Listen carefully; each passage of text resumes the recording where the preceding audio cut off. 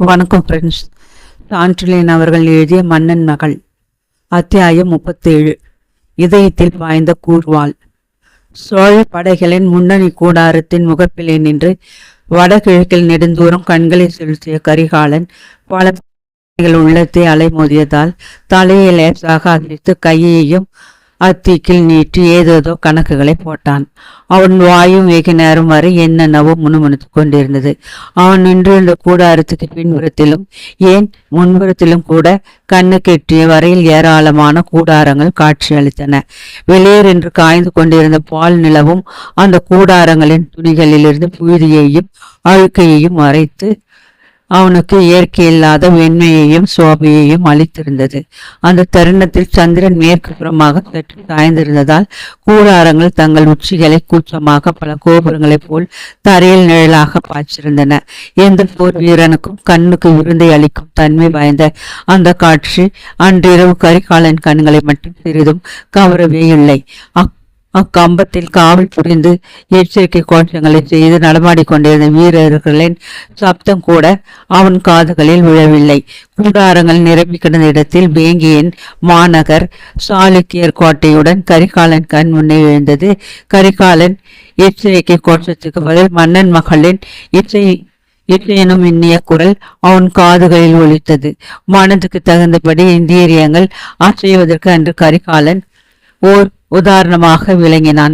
அப்படியென்றால் கூடாரங்கள் வேங்கி தலைநகராகுமா? காவலரின் முரட்டு கூச்சலைத்தான் மதுரசம் சொட்டு மன்னன் மகளின் கிள்ளை மொழிகள் அடக்க முடியுமா? விதி அவன் கருத்திலே அன்றிரவு இந்த விசித்திரத்தை விளைவித்துக் கொண்டு நின்றது. வேங்கி மீது மட்டும் அரையன் ராஜராஜன் உடனடியாக படையெடுத்தால் ஏற்படக்கூடிய விபரீதங்களை எண்ணி பார்க்க அவன் மனதிலே விவரிக்க இயலாத திகில் எழுந்து நின்றது. சோழ படைகள் வேங்கியை விட்டு அசைக்கின்றன என்று தெரிந்தாலே ராஜராஜ நரேந்திரனையும் நிரஞ்சனாதேவியையும் ஜெயசிம்ம சாளுக்கியன் சிறையில் அடைக்க தயங்க மாட்டான் என்பதை திண்ணமாக அறிந்திருந்தான் கரிகாலன். இப்போது ராஜராஜ நரேந்திரனையும் அரசகுமாரியையும் அணுக விடாமல் ஜெயசிம்மனை தடுத்து நிற்கும் சக்திகள் இரண்டு. முதலாவது மக்கள் அபிப்பிராயம், அதன் விளைவாக சரித்திரத்தில் ஏற்படக்கூடிய அபகீர்த்தி. இரண்டாவது காரணமின்றி ராஜராஜ நரேந்திரனை சிம்மாசனத்தை விட்டு அகற்றினால் மக்கள் கொதித்து எழுவார்கள். மக்களுக்கு ராஜராஜ நரேந்திரனிடத்தில் நல்ல அபிப்பிராயம் அதிகமாக இல்லை என்றாலும் அவன் தந்தையான விமலாதித்தனிடம் உள்ள ஆழ்ந்த ராஜபக்தி தந்தை ஜெயசிம்மனை கண்டிப்பாக எதிர்த்து நிற்கும்.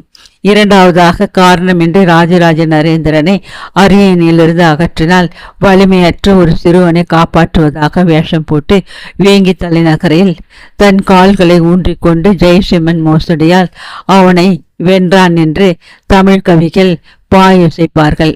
இந்த இரண்டுக்கும் பயந்தான் ஜெயசிம்ம சாளுக்கியன். இந்த பயத்தினாலேயே ராஜராஜ நரேந்திரனுக்கு எந்தவித போர் பயிற்சியும் அளிக்காமல் அவனை சுத்த பேடியாக்கி அரசாலும் உபயோகமற்றவன் என்பது மக்களுக்கு அறிவுறுத்த பிறகு விஷ்ணுவர்த்தன விஜயாதித்தனை வேங்கி நாட்டு அரசிப்பிடத்தில் அமர்த்த திட்டமிட்டிருக்கிறான். அதனால்தான் வேங்கி நாட்டில் ராஜராஜ நரேந்திரனும் நிரஞ்சனாதேவியும் அபாயம் ஏதுமென்று உயிருடன் இருந்து வருகிறார்கள். ஆனால் அவர்கள் நலனை அரையன் ராஜராஜன் படையெடுப்பு நொடிப்பொழுதில் நொறுக்கி எறிந்துவிடும். பிறகு விமலாதித்தன் மகளுக்கும் சிறையா கோதண்டமா என்று நினைத்து கொண்டே போன கரிகாலனுக்கு கோதண்டத்தை நினைத்ததும் ஒரு முறை உடல் தலை முதல் கால் வரை சிலிர்த்தது. அந்த அழகியின் உருவம் கோதண்டத்தில் மாற்றப்பட்டால் சேச்ச அத்தனை கொரூரமானவனாக ஜெயசிம்மன் கூட இருக்க முடியாது என்று தனக்குத்தானே சொல்லிக் கொண்டான் கரிகாலன்.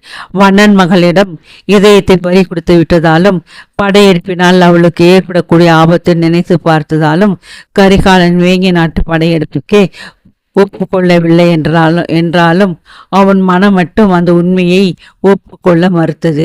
தந்தையாரின் திட்டத்தை எதிர்க்க சொல்லி என்னை தூண்டியது நிரஞ்சனாதேவியின் எழில் முகமல்ல, படையெடுப்பில் உள்ள மாபெரும் குறைத்தான் என்று சற்று இறைந்தே சொல்லி தன்னைத்தானே ஏமாற்றி கொண்டான் கரிகாலன். அத்துடன் வேங்கியை நோக்கி வடகிழக்கிலே கையை நீட்டி, முத்து, அங்கு பெரும் போர் நடக்கிறது. ஆமூத்து, ஒரு மாபெரும் மன்னனுக்கும் மான்விழியாளுக்கும் நடக்கிறது போர் என்று சொல்லிய கரிகாலன் கூடாரத்தினுள்ளே கட்டிலில் புரண்டு கொண்டிருந்த உபத்தலைவனான முத்துதேவனையும் தன் அருகில் வரும்படி அழைத்தான். கரிகாலன் தனக்குத்தானே பேசிக்கொள்வதையும் கைகள் ஆட்டுவதையும் வெகு நேரமாக பார்த்து கொண்டிருந்த முத்துதேவன் சந்தேகம் நிரம்பிய கண்களுடன் எழுந்து வந்து சிறிது நேரம் உற்று நோக்கினான். சந்தேகமே இல்லை முத்து, அங்கு பெரும் படைகளையுடைய ஓர் அரசனுக்கும் விழிகளாகிய கூர்வேல்களை தவிர வேறு ஆயுதங்களற்ற ஓர் அமலைக்கும் பெரும் போர் நடக்கத்தான் செய்கிறது.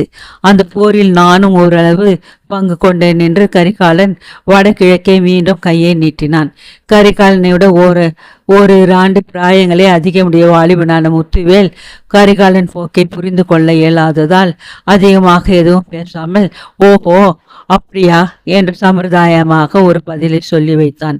அவன் பதிலில் இருந்த தயக்கத்தையும் சொல்லில் துணித்த சந்தேகத்தையும் சாதாரண நிலையில் இருந்தால் கரிகாலன் கண்டிப்பாய் கவனித்திருப்பான். ஆனாலும் அப்பொழுது இருந்த புத்தி நிலை காரணமாக அவன் எதையும் கவனிக்காமல் ஆமுத்து, அங்கு ஓர் வல்லரசின் ஆதிக்க வெறியை ஒரு பெண் தான் தடுத்து நிறுத்தியிருக்கிறாள். இப்பொழுது அரையன் ராஜராஜன் படையெடுப்பை தடுத்து நிறுத்தியிருப்பதும் அவள்தான் என்றும் மீண்டும் வலியுறுத்தினான். கரிகாலனுக்கு புத்தி சவலிக்கிறது என்று முத்துதேவன் முதலில் சந்தேகித்திருந்ததால் அந்த சந்தேகத்தை கரிகாலனுடைய இந்த சொற்கள் ஊர்ஜிதம் செய்தன. ஆகவே முத்துதேவன் சற்று சாமர்த்தியமாக, கரிகாலா, இரவு முழுவதும் படையெடுப்பை பற்றி பேசி கொண்டிருந்தால் எப்பொழுது உறங்குவது? வேங்கி எக்கிடு கேட்டால் நமக்கு என்ன, வா படுக்கலாம் என்று கரிகாலன் கையை பிடித்து கூடாரத்துக்குள் இழுத்தான். முத்துதேவனை திரும்பி பார்த்த கரிகாலன் கண்களில் ஆச்சரியராக நன்றாக படர்ந்திருந்தது. வேங்கி எக்கிடு கேட்டால் நமக்கு என்னவா, உனக்கு என்ன என்று வேண்டுமானாலும் சொல். வேங்கி அரசுடன் என் வாழ்க்கை சம்பந்தப்பட்டிருக்கிறது முத்து என்றான் கரிகாலன். ஏன், வேங்கி அரசை உனக்கு கொடுக்க போகிறார்களா? எனக்கு கொடுக்க வேண்டாம், ஆனால் எனக்கு வேண்டியவர்களுக்கு நான் கொடுப்பேன். இந்த பதில் முத்துதேவனின் சந்தேகத்தை இன்னும் அதிகப்படுத்தவே அவன் முகத்தில் கவலை குறிகளும் அதிகமாக தோன்றத் தொடங்கின. முத்துதேவன் சொன்னான், கரிகாலா, போதும் இந்த வேங்கி நாட்டு பித்து, வா படு, காலையில் எல்லாம் சரியாக போய்விடும் என்று. பித்து எனக்கு இல்லை முத்து, உனக்குத்தான்.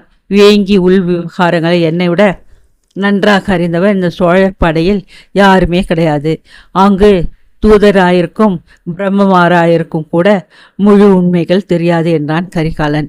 அப்படியானால் பிரம்மமாராயிருக்கும்பதில் நீ தூதுவனாக செல்வதுதானே என்றான் முத்துதேவன் கேலியாக. செல்வதாக தான் உத்தேசம். இப்படி உட்கார் முத்து என்று முத்துதேவனை இழுத்து கூடார முகப்பில் தரையில் உட்கார்த்தி தானும் உட்கார்ந்தான் கரிகாலன். இதோ பார் முத்து, நான் சித்தபெருமை எழுந்து விட்டதாக நீ நினைக்கிறாய். இல்லை, என் புத்தி பூர்ண சுவாதீனத்திலேயே இருக்கிறது. ஆனால் அதில் வேங்கி நாட்டு விவகாரம் பூராவும் சுழல்வதால் நீ கூட அறியாத பல விஷயங்களை பேசுகிறேன். ஆனால் நான் சொல்வதை நன்றாக கோர்த்து தொடர்ச்சியாக யோசித்து பார். விதிவசத்தால் நான் வேங்கி நாட்டில் நுழைந்தேன். அங்கு மன்னன் மகளை சந்தித்தேன். ஜெயசிவன் சூழ்ச்சியை அங்கிருந்த சில நாள்களில் உடைத்தேன். மன்னன் மகளையும் ராஜராஜ நரேந்திரனையும் நீதி ஸ்தலத்தில் நிறுத்தி சதி குற்றம் சாட்டி அவர்களை ஒழித்துவிட அவன் ஏற்பாடு செய்திருந்த ஒரே சாட்சி அறிஞயன். அவனை இங்கு இழுத்து வந்து காஞ்சி சிறைக்கு அனுப்பிவிட்டேன். அந்த கதை உனக்கு தெரியுமல்லவா? தெரியும், கேள்விப்பட்டேன். இந்த சம்பவத்தால் ஜெயசிம்மன் பல நாள்களாக ஏற்பாடு செய்து வந்த திட்டம் தகர்ந்து விட்டது. ராஜராஜ நரேந்திரனை ஒழிக்க அவனுக்கு காரணம் வேண்டும். சோழர் படை வேங்கி நாட்டை நோக்கி நகர்ந்தால் போதும், உடனே அந்த காரணத்தை நாம் ஜெயசிம்மனுக்கு அளித்தவர்களாவோம். மெல்ல மெல்ல உண்மை முத்துதேவனுக்கும் விளங்கலாயிற்று. விதிவசத்தால் வேங்கி நாட்டு மன்னன் மகளை கரிகாலன் சந்தித்து மயில் கொண்டிருக்கிறான். ஆகையால் தன் சாஸ்திர அறிவை ஆயுதமாக கொண்டு வேங்கி படையெடுப்பை நிறுத்த ஏற்பாடு செய்திருக்கிறான் என்று வானதூர்கள் நினைத்ததன்றி அவன் கரிகாலனை நோக்கி வகிங்கரமாகவும் கேட்டான். கரிகாலா, சொந்த உணர்ச்சிகளை பொது காரியத்தில், அதுவும் நமது நாட்டுக்கு பெருமை அளிக்கக்கூடிய விஷயத்தில் புகுத்தலாமா? அதையும் யோசித்தேன் முத்து. சொந்த உணர்ச்சிகளுக்கும் பொது நலத்துக்கும் விரோதம் இருந்தால் சொந்த உணர்ச்சிகளை தியாகம் செய்ய வேண்டியது வீரன் பொறுப்பு. ஆனால் இதில் விரோதமில்லை, இரண்டும் ஒரே திசையில் ஓடுகின்றன என்றான்.